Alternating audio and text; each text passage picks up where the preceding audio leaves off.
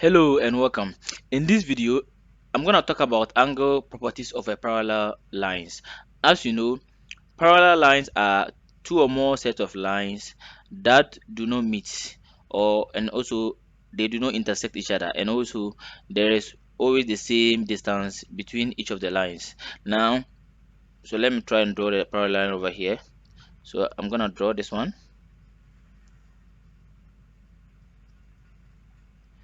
So let me also try and then draw this one.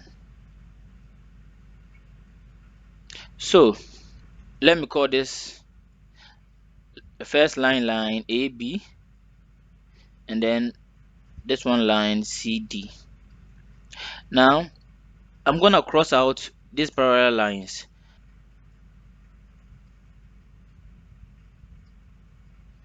Okay, over here as you see, we have line AB and then line CD, which are two parallel lines. Now this diagonal line crossing the two parallel lines is called a transversal line. It's called a transversal line. Now the transversal line is important because as soon as this happens, there are a set of angles that happen. Now over here, as you can see, we have an angle here. So let me call this angle A. Let me call this one angle B, angle C, angle D, and then over here angle E, angle F, angle G, and then angle H. So I've represented the angles with a small letter. Now over here, as you can see, from from A, as you can see, from A you see a Z-shaped form over here. So from A and then up to this point, you come here and then you see there is like a Z-shape formed here, and also here there's a shape formed like this. So from B coming down to this one, you see there's a shape formed like this. Now this shape give rise to an angle called alternate angles. So alternate angles, alternate angles. So around this point and then this point, so this point and this point are alternating also. So they say, so when you come here, as you can see, angle E and then angle D are alternate angles. Angle E and then D are alternate angle. So and also angle C and angle F are also alternating because of this transversal line. Angle D and then angle E are alternating, and also angle C and angle F are alternating. And the property says that alternate angles are equal. Alternate angles are equal, which means that angle E is equal to angle D, and also angle C is equal to angle F. So the first property I've talked about is alternate angles. Now the second one I'm going to talk about on these lines is corresponding angles. Corresponding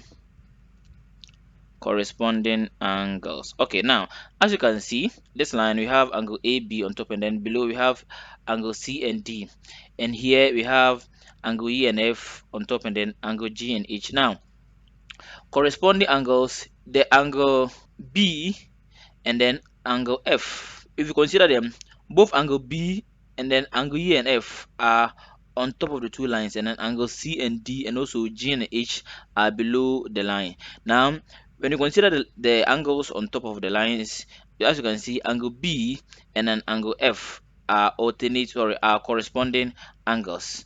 So and also angle A and then angle E are corresponding because they are found on top of the straight line.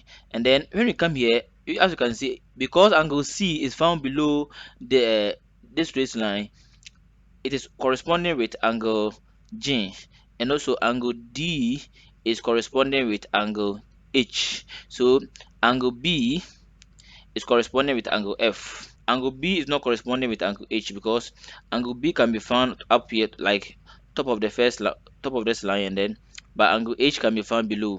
So it's like those on top are corresponding with each other, and then those below are also corresponding with each other. So angle B here is corresponding with angle F, and then angle A is corresponding with angle E.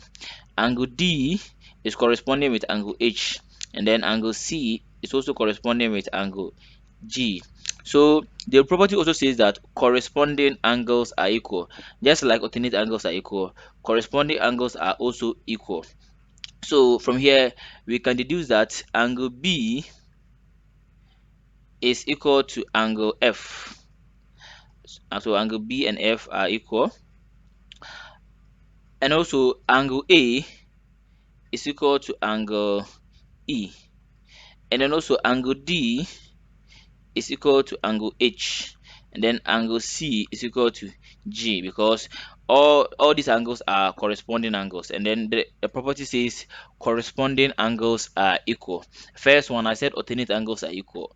The angle D and E are alternating, C and F are alternating, but here on corresponding angles, angle B and F are corresponding, angle A and E are corresponding, and then the reason why they are corresponding is that when you consider the parallel lines, like we have the upper part of the parallel line and we have the lower part, those angles on the upper part are corresponding, and then those angles on the lower part of the parallel lines are also corresponding. So talk about alternate angles and then the corresponding angles. Now the third property I'm going to talk about are co-interior angles. Co-interior angles. So let me write co-interior co-interior angles. Now co-interior angles sum up to 180 degrees. So if you have two co-interior angles, they sum up to two or more co-interior angles, they sum up to 180 degrees. Now here, where can we find the co-interior angles? Now angle D and then angle F, they are co-interior angles. So angle D and F are co-interior angle. Therefore, D plus F is equal to 180 degrees. And also angle E and angle C are also co-interior angles. And also, so they are equal to 180. So C plus E is equal to 180 degrees. So as you can see, angle D and then F are co-interior angles, angle C and then angle E are co-interior angles. Now the next one I'm going to talk about are vertically opposite angles. Vertically opposite angles. As you can see over here, the transversal line, when it crosses the line AB, angle A and D are vertically opposite to each other. So angle D and then A are vertically opposite to each other, and then also angle C and then B are also vertically opposite to each other. And then when you come down here, angle G and F are vertically opposite, and then angle E and H are also vertically opposite. So let me write it here: vertically opposite angles. Vertically opposite angles.